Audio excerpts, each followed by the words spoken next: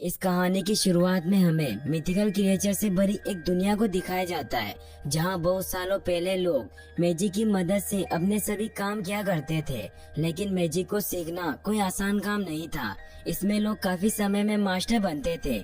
इसीलिए धीरे धीरे यहाँ के लोगों ने मैजिक को सीखना बंद कर दिया और अपने काम को आसान बनाने के लिए लोगों ने मैजिक की बजाय टेक्नोलॉजी को अपना लिया। और देखते देखते इस दुनिया से मैजिक पूरी तरह से खत्म हो गया और अब यहाँ के लोग टेक्नोलॉजी से ही अपने सारे काम करते हैं। फिर हमें इस कहानी के हीरो इयन लाइटफुट को दिखाया जाता है, जो अपने 16वें जन्मदिन पर अपने पापा का स्वेट शर्ट पहनता है, क्योंकि उसके फादर का उसके जन्म से पहले ही देहांत हो गया था। इयन जब अपने रूम से नीचे आता है तो हमें वहाँ इयन की मदर लोरेल को दिखाया जाता है, जो एक्सरसाइज कर रही होती है। तभी इयन के पास उनका पेट ब्लेजी आता है, जो उसके साथ मस्ती करने लग जाता है। तो लोरेल उसे वहाँ से भगाती है और इयन को बर्थडे विश करती है। फिर इयन जब फ्रिज से कुछ खाने को निकालने लगता है तो लोरेल यह कहकर मना कर देती है कि ये उसकी बर्थडे पार्टी के लिए है।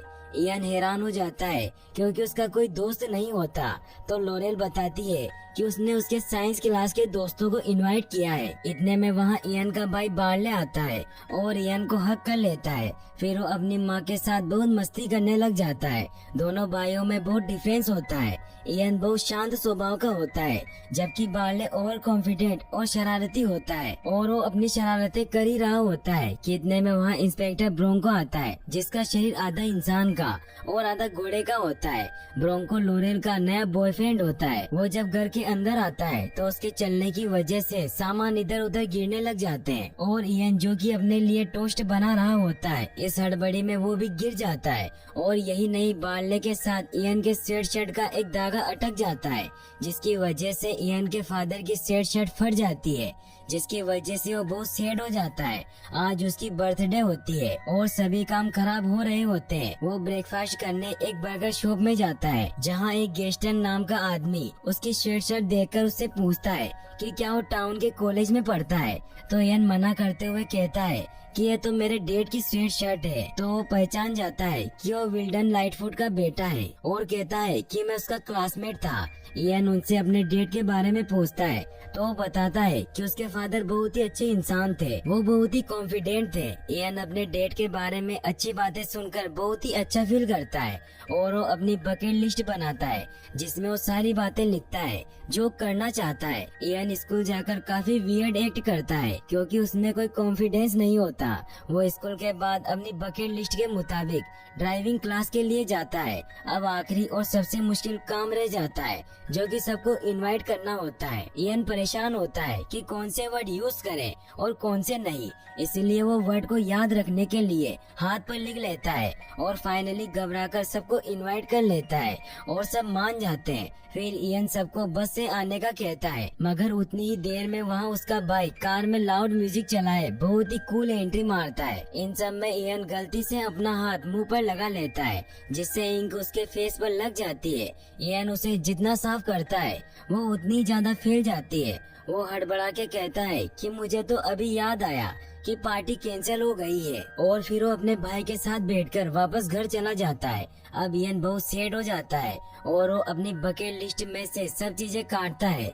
लिस्ट के लास्ट में बी लाइक डेट लिखा होता है, जिससे साफ जाहिर होता है कि वो अपने डेट, जिनसे वो कभी भी नहीं मिला, उनसे वो कितना अटैच्ड होता है। वो अपने फादर की फोटो देखकर उनका रेडियो कैसेट निकालता है और उनकी बातें सुनता है। फिर वो बाहर आकर अपने डेट की स्वेट शर्ट को सिलने लग जाता है। तभी वहाँ उसकी मदर आ जाती है। वो इयन का मूड ठीक करने के लिए उसको उसके डेट का दिया हुआ गिफ्ट देती है, जो कि उन्होंने इयन को 16 जन्मदिन पर देने के लिए दिया होता है, जो कि एक मैजिकल स्टाफ होता है। उसके साथ साथ उसमें एक लेटर भी होता है, जिसमें एक स्पेल बुक होती है और एक फिनिक्स जेम होता है। फिनिक्स जेम से मरे हुए इंसानों को एक दिन के लिए जिंदा किया जा सकता है। दोनों भाई अपने डेट को वापस से जिंदा करने के लिए बहुत एक्साइटेड होते हैं। बार्ले अपने डेट को जिंदा जिंदा करने के लिए स्पेल बोलता काफी कोशिश करता है, लेकिन कुछ नहीं होता। तो सब परेशान हुए वहाँ से चले जाते हैं। इयन स्टाफ लिए अपने रूम में आ जाता है और स्टाफ के पास बैठा सेड हुआ वो स्पेल को स्लो पढ़ने लग जाता है। तो एकदम से स्टाफ ग्लो करती है। इयन ये देखकर स्पेल को पूरा करता है। इयन जैसे जैसे स्पेल पढ़ता है तो उसमें से मैजिक निकलता है और वो उसके फादर को बनाना शुरू कर देती है। बार्ले शोर सुनता इयन के रूम में आता है और सब देखकर इयन को मोटिवेट करता है कि स्पेल कंप्लीट करे, मगर वो नर्वसनेस में स्पेल गलत पढ़ देता है, जिसकी वजह से जेम टूट जाता है और अब तक उसके फादर के सिर्फ पैर ही बने होते हैं। दोनों को कुछ समझ नहीं आता कि अब वो क्या करे। टूटा हुआ जेम देखकर बार्ले को आइडिया आता है और वो विजट गेम का कार्ड निकालता है और विजट के घर जाने का कहता है ताकि वो जेम लेकर स्पेल को कंप्लीट कर सके और अपने पापा को एक दिन के लिए जिंदा कर सके। मगर इसके लिए उनके पास 24 आवर्स होते हैं, क्योंकि स्पेल मरे हुए इंसानों को सिर्फ एक दिन के लिए ही जिंदा कर सकता है। वो दोनों वैन में अपने पापा को लिए विजट हाउस की तरफ निकल जाते हैं। बार्ले ड्राइव कर रहा होता है। इयन फादर से मिलने की एक्साइटमेंट में एक बकेट लिस्ट बनाता है। उसमें वो सब कुछ लिखता है जो वो अपने फादर के साथ करना चाहता है। बार्ले इयन से कहता है कि वो स्पेल बुक से डिफरेंस स्पेल की प्रैक्टिस करे। इयन स्पेल ट्राई करता है मगर कुछ मैजिक नहीं होता।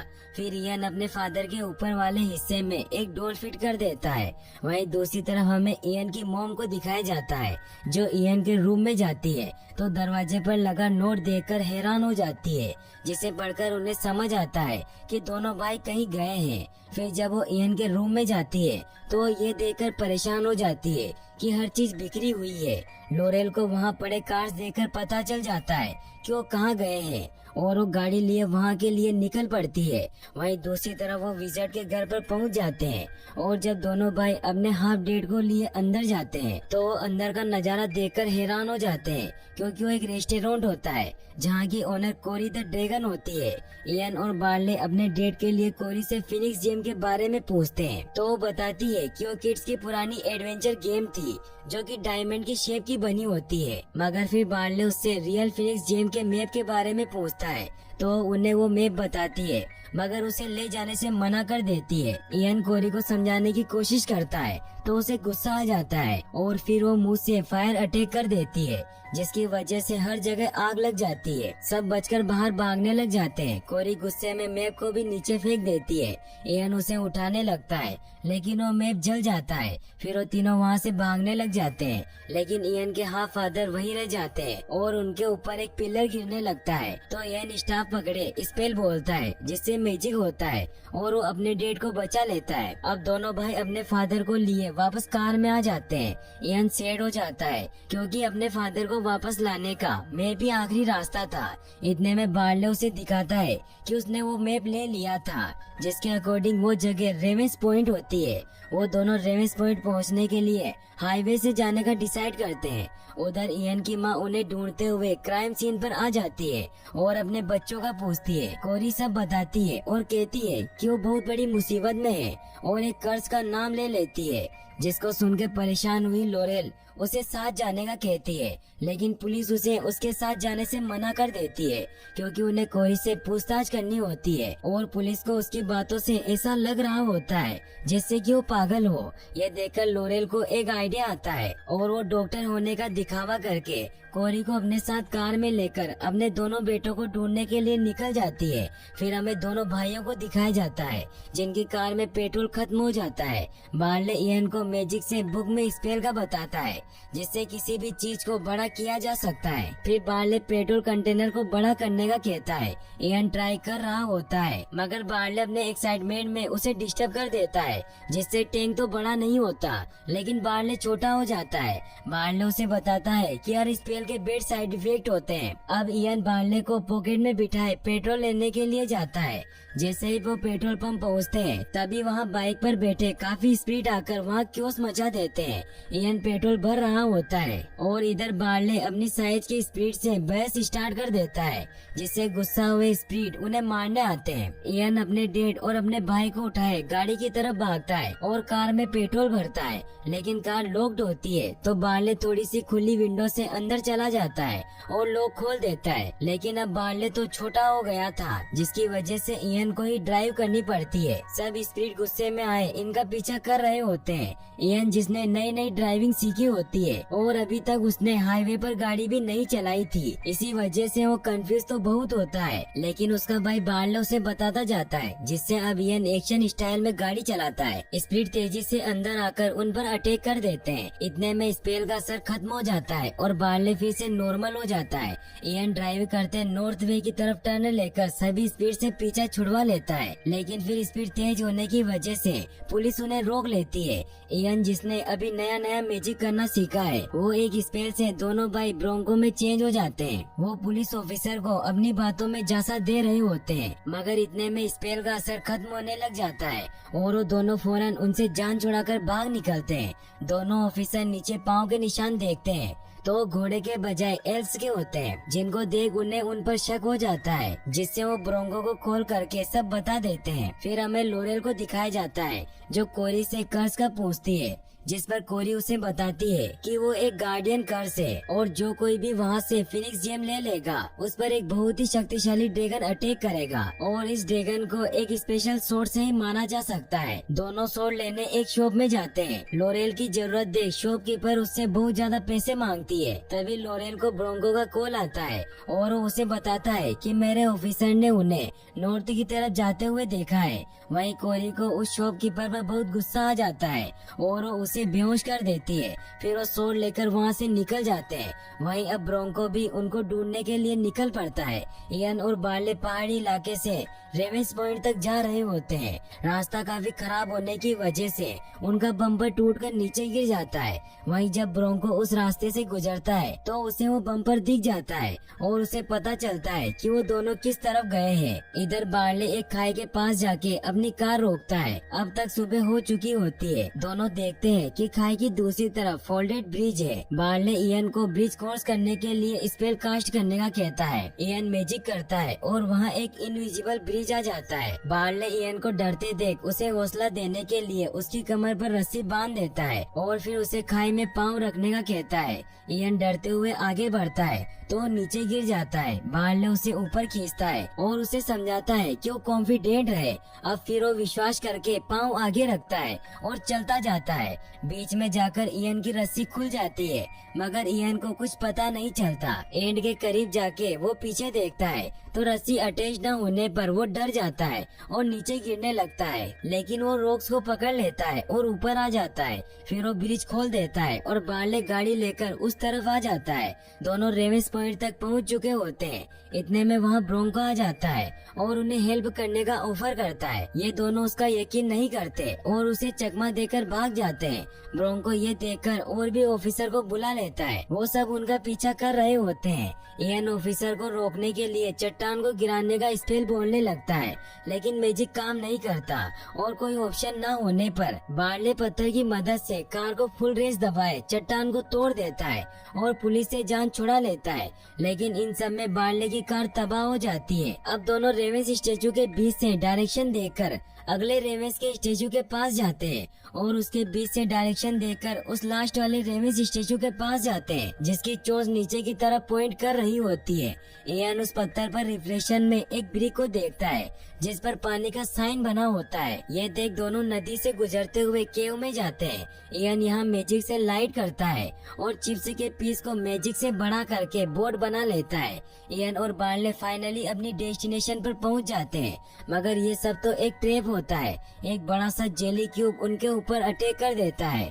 इयन मैजिक से दोनों को बचाता हुआ वहाँ से भागता है, लेकिन फिर वो एक टैंक में फंस जाते हैं जहाँ पानी भरने लग जाता है। फिर वो अपने डेट की मदद से नीचे लगे बटन को प्रेस करते हैं, जिससे ऊपर का ढक्कन ओपन हो जाता है। फिर जब वो खुशी खुशी ऊपर आते हैं तो वो बाहर का नजारा देखकर शॉक्ड हो जाते हैं, क्योंकि वो वापस इयन के स्कूल के वहाँ पहुँच चुके थे। इयन बार्ले पर बहुत गुस्सा होता है कि वो ओवर कॉन्फिडेंस से सब काम खराब कर देता है। अब तो टाइम भी बहुत कम रह गया होता है। इयन बार्ले को कहता है कि वो लास्ट मिनट अपने डेट के साथ गुजारना चाहता है और फिर वो अपने डेट के साथ पहाड़ पर चला जाता है और अपनी बकेट लिस्ट निकालता है और वो सब चीजें देखता है जो उसे अपने डेट के साथ करनी थी। इयन ये देखकर हैरान हो जाता है कि लिस्ट में मौजूद सब कुछ पूरा हो चुका होता है और फिर उसे एहसास होता है कि उसके लिए उसका भाई बार्ले ही सब कुछ है और वो उसकी कितनी फिक्र करता है। वहीं दूसरी तरफ लोरेल वहाँ आ रही होती है, लेकिन एक स्पीड उड़ती हुई उनकी गाड़ी पर आकर चिपक जाती है